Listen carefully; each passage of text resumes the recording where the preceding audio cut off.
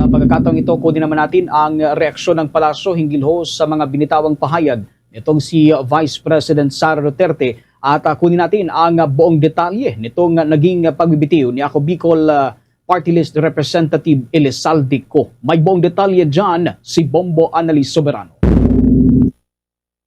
Tiniyak ng Malacanang na matatag ang gobyerno sa ilalim ng pamumuno ni Pangulong Ferdinand Marcos Jr. Tugon ito ng palasyo sa naging banat ni Vice President Sara Duterte.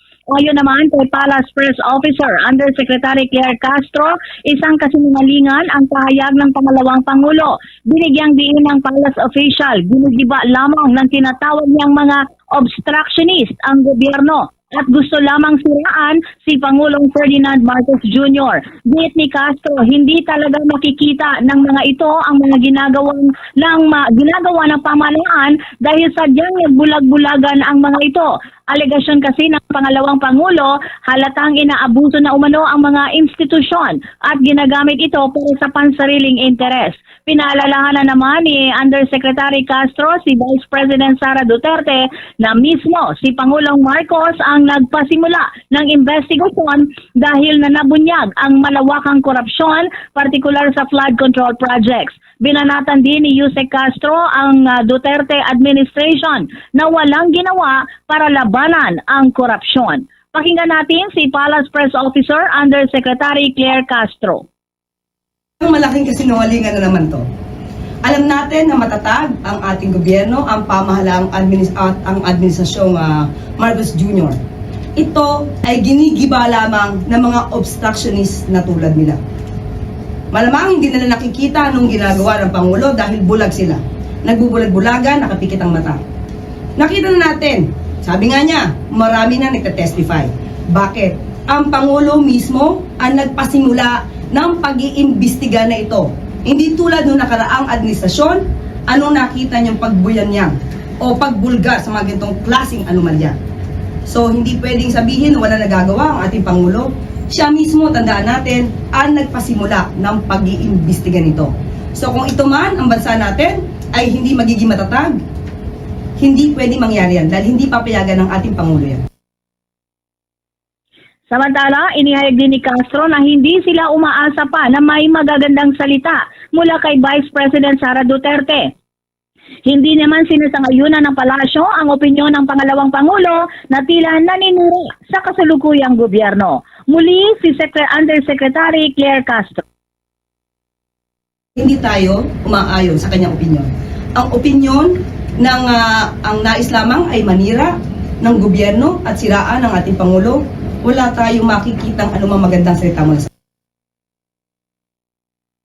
Samantala, nagbitiw na bilang party list congressman si Ako Bicol Party List Representative Elizalde Co. Ginawa ni Co ang anunsyo sa kanyang official Facebook page. Sa mensahe ng kongresista, kanyang inihayag na mabigat man sa loob niya, nagdesisyon siyang magbitiw sa kanyang tungkulin bilang mambabatas.